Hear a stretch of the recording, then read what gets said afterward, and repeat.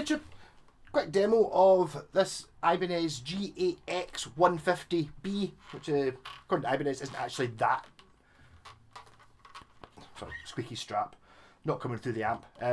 Yeah, so this is a 32-inch scale double cut Les Paul type thing. I've actually got a Hondo bass. It's quite similar, but weighs about 4 times as much. Yeah, it's brilliant. Fantastic. No issues with it really at all. The only thing I could really say is I'm not really that keen on blacks. If it'd been white, yeah. But apart from that, it's like I can't really fault it. Maybe not the most exciting looking basses, but basses quite often are a bit uninteresting. You know, it's not super flash.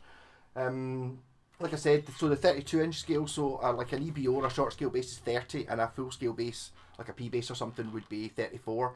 So this is kind of in the middle. In the Black Sabbath band, these are the two basses I'm using because half their songs are down tuned to C sharp for that one, and then they're both 32-inch scales. I've only just decided that I had to use that one, even though it's not very Sabbathy looking. So on a short scale, you generally have to be a little bit gentle with the E string because it tends to fart out a little bit. Doesn't do it on this. 32 seems to be the magic number. Maybe one of the things that Fender didn't get 100% right. I mean, the 30, I'm not saying there's anything against a P bass or something like that. It is nice having a long scale bass, but the 32 is just perfect. 30 is too short, I think. Even though I like short scale basses as well. I like all basses. All basses are good. So this has hardware is all great. It's got like a soap bar pickup in it. And a really nice, not just a plain bridge. It's a little bit fancier. It's got kind of Ibanez branded saddles, and it's a bit it's a bit smoother, rounder. Even if you want, you know, sometimes you get the wee grub screws stick out and stab your hand. There's not going to happen on this one. Just a top loader, nice and simple as it goes. Output jack in the bottom. This switch is instead of a tone control. I didn't like it, but I've kind of changed my mind on it a little bit. So this switch is, instead of, if you've got the switch down the way or in that direction, it's basically there's no tone control. If you've got it up the way, it's kind of somewhere in the middle between the tone control fully off, and then if you got it in the middle, it's the tone control fully on. So you get sort of 3 sounds. So here it is off. Play through the Marshall bass amp there. You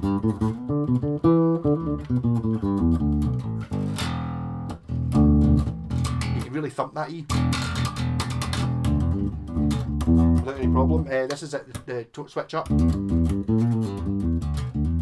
just kind of takes away some of the a useful sound. Kind of takes away some of the harshness of it. And then here it is in the middle where the tone control is fully on.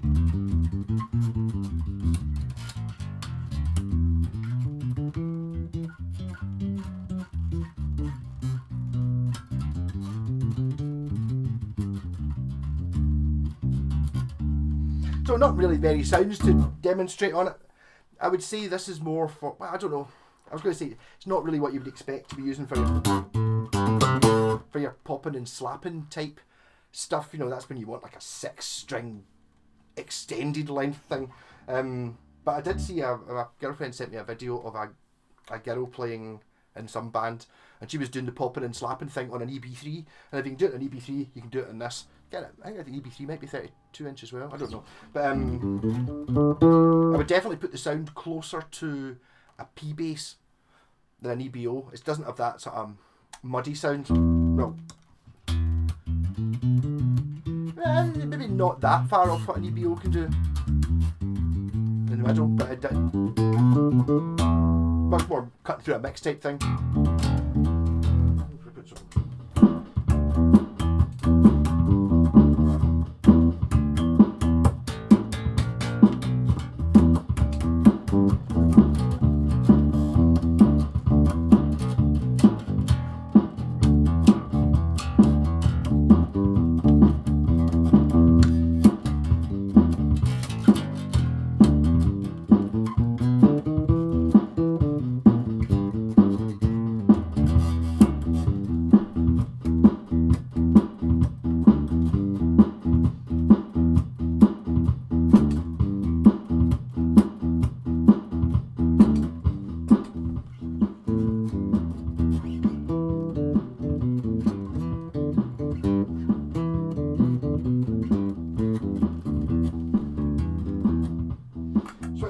guitar amp and some fuzz just for fun.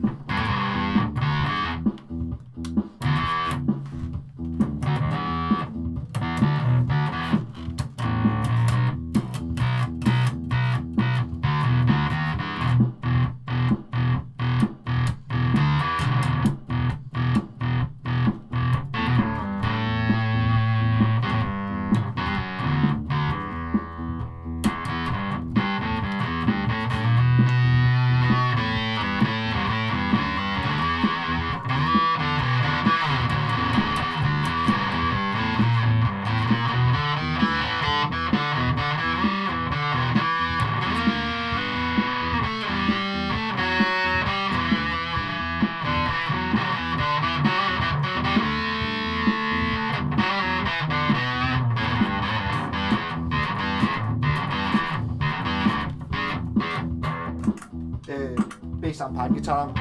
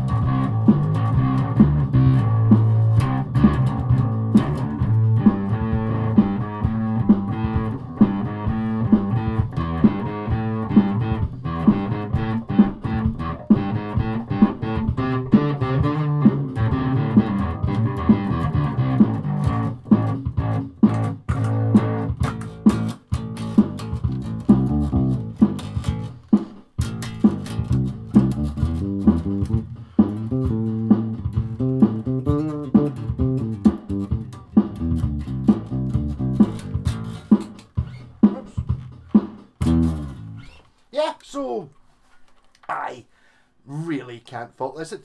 Balance wise, it kind of wants to sit like that, but it doesn't really. It's a good weight.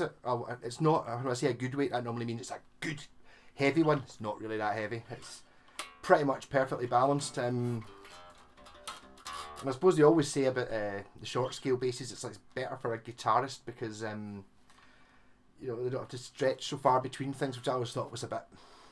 But in saying that, like I said, I've now playing both. I love that bass, 32 inch, for doing the downtuned stuff in the Sabbath.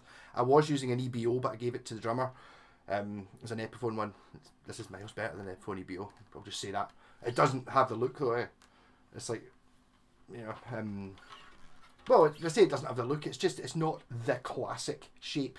You know, it's not the classic SG. There's my boring corner with a Fender Strat and a Gibson Les Paul, a Gibson SG. I much prefer more sort of strange shaped things, which generally makes them much cheaper too, because everybody just wants a Les Paul and a Strat and a telly and a P bass.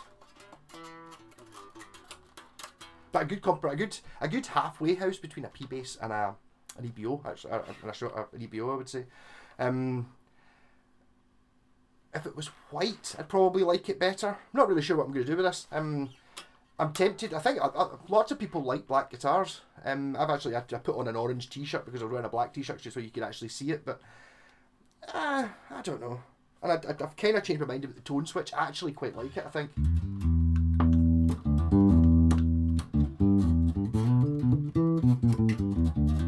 It gives you the three sounds that I would normally use using a normal tone control without having to turn it.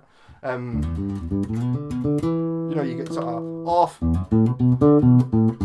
basically kind of almost P bass, and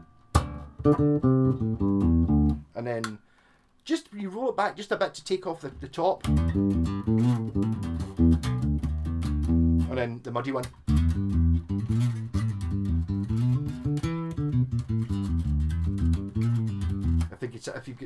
I don't know, like a couple of guitarists and a keyboard player in your band that they're annoyed that you're trotting all over the frequencies, that's when you would use that. Also, I'd kind of use that in the Black Sabbath one as well. Yeah, so no issues. Awesome little bass. If you can get one, don't, like, if you're considering it, just go for it. They're as I said, I've got no issues with it at all. It's like Ibanez are always good. This is actually a Geo one. I don't think they made it for a large amount of time. I'd imagine it's probably about 10 years old or something like that. They maybe made it for a couple of years. Maybe it didn't sell well or something. I think the guitar does well. And the thing that always annoyed me about the guitar was which basically it's a GAX, which I can't remember, is it a Geo Axe? I think it might be an Axe. Actually, is the name, and the G's for Geo. I don't know why they don't make expensive ones. You know, like if you get like an Ibanez RG, they start at, you know, the same sort of price of these, you know, like 150 quid or whatever, and then they go up, and you can go right up into the, you know, thousands for like an RG 1500 or whatever, you know, your prestige ones. I think the GAX guitar and the bass kind of, you've only got the one model. Maybe different colours. I mean, maybe there's a fancier one. I don't know. You can maybe there's a 2 pickup one. I don't think you need. I'm a P bass fan, so I'm quite happy running with just a P bass pickup, which is kind of what this is. I think it's a humbucker. Not really sure. But I mean that's what a P bass pickup is anyway. It's just it's split into 2 halves, so it's kind of, and it's sort of in the same place as it is in a P bass, which kind of explains why it kind of sounds like a P bass, even though it's got a slightly shorter scale. Anyhow, I'll stop rabbiting on. Rock on!